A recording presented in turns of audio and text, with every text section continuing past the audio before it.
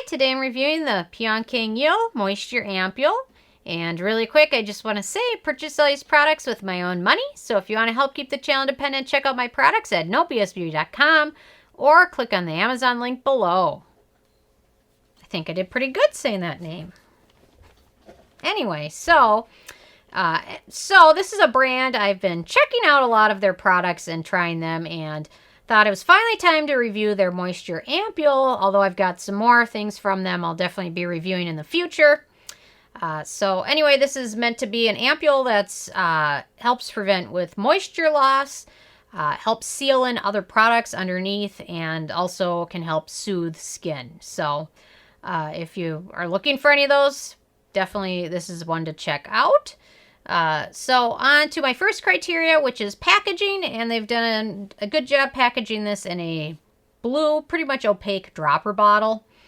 It's definitely a thicker consistency texture product, so the dropper bottle is probably the most efficient way to dispense the product. So they've done a nice job with that. I like the blue. I just haven't seen a lot of, I don't know, the blue's unique. I like it. My second criteria is alcohol, and this has a very short ingredient list, only a few ingredients, so it doesn't have any alcohol in there, good or bad alcohol, so that's a good thing. And then in terms of fragrance, this is also fragrance-free, also another good thing as well, especially if you have sensitive skin that needs to be soothed or moisturized. So the manufacturing location from this is Korea, so no issues with that again. Ease of use. It can be easy to use. The hardest thing with using this is finding the best place for it in your routine. And personally, I don't recommend using this in your morning routine. Every time I tried to use this in my morning routine, it ended up with pilling for my skin, which is not a good look generally. So it's super thick. You can see it's kind of almost more of a gel texture than anything else.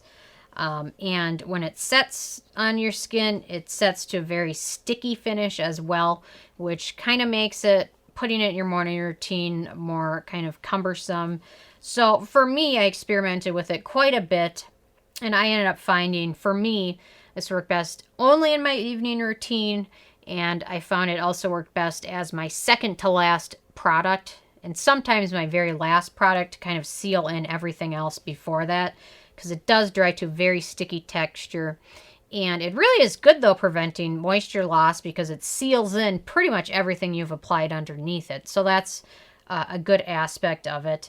But using in the daytime routine for me just caused pilling, and the stickiness of it just didn't work well, especially if I used it at the end of my morning skincare routine, but before foundation. Foundations ended up looking streaky when I applied them over this. So it just, for me, the daytime routine didn't work, and the evening routine is better, but you just need to find the best place for it. So I've got a ridiculously long evening routine. So for some of you that might have a more simple routine, you might find it works better as your third product or right after your serum or as the very last step.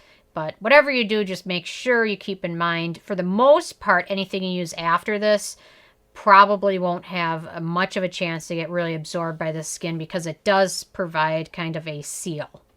So don't pick your most beneficial serum and apply it after this, because your skin's not going to get to soak in most of the good things from it. So just keep that in mind. So that's why I've been using this mostly at the end of my evening routine. So anyway, so for that reason, I didn't think it's easy to use, but finding the spot to use it is kind of the tricky part. So just play around with it if you have picked it up and see where it works best for you. And you know what? If there's any of you guys that have picked this up and use it in your morning routine, leave a comment and let me know what your morning routine is. I'm dying to know. So anyway, let's see. On to my sixth criteria, which is antioxidants.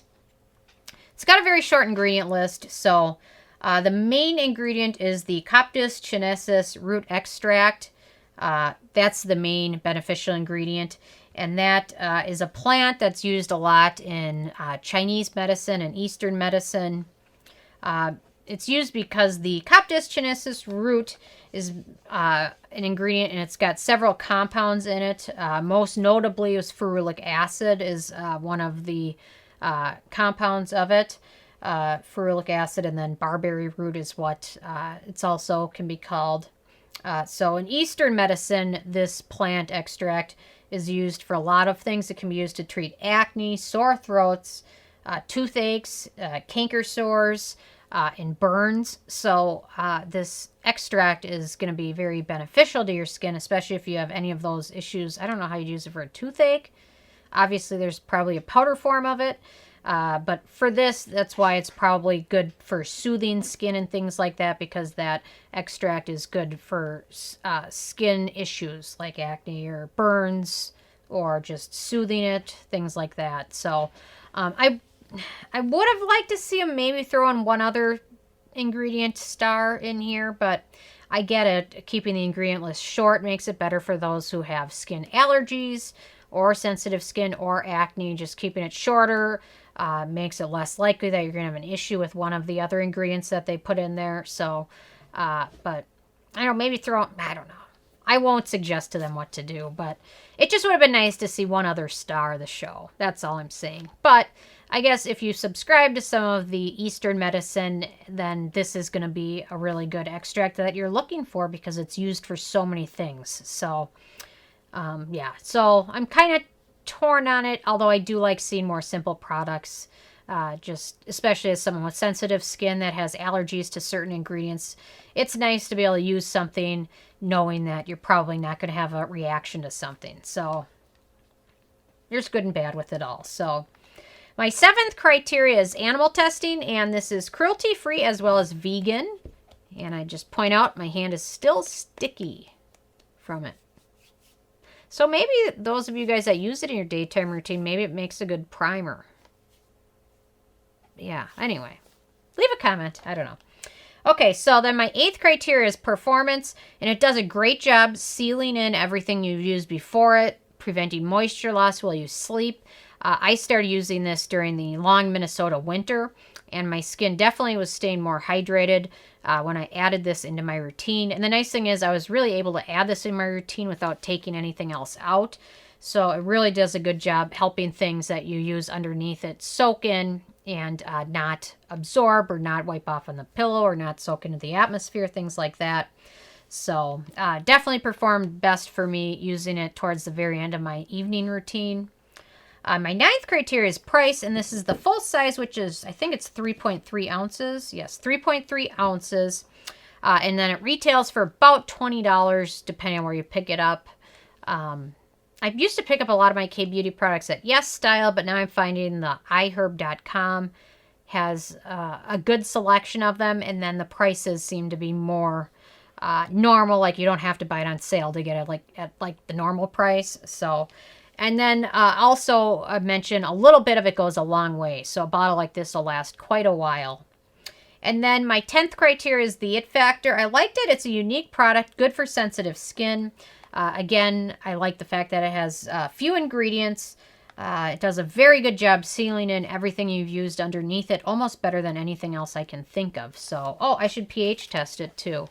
But in terms of the it factor, I like seeing things that don't have tons of ingredients just because of us. But sometimes it's nice to see something that's got a little bit more than just 1-star ingredient, but then again, I get it. So let's see if I'm going to be able to cover this whole thing with it. There we go. Okay. So I cover this whole thing. I'm just going to dab a little bit of it off and pH test it. So on this guy, I'm getting that it's pretty close to a 6. So, which is pretty neutral, so not likely to cause any exfoliation or anything like that. So yeah, I would say it's about a 6. So I'm sure it's written somewhere on here. Almost all the K-Beauty products brands mention the pH, and then the American brands never mention it or even acknowledge if it's a exfoliant with salicylic acid. If it's at a pH of 6, it's not going to exfoliate, but let's just pretend like that doesn't exist. So anyway, so overall, I give this product an 8 out of 10. Definitely a more unique product, but a good one at that, especially for those with sensitive skin or are looking to prevent moisture loss or looking to soothe any skin issues. So anyway, So definitely I'm interested if you guys have a chance to use it. And if you do use it, where do you use it in your routine? Or if you use it in your morning routine, what part of stage do you use it in? So definitely leave a comment. I love hearing from you guys. Check out nobsbeauty.com or click on the Amazon link below. And thank you guys so much.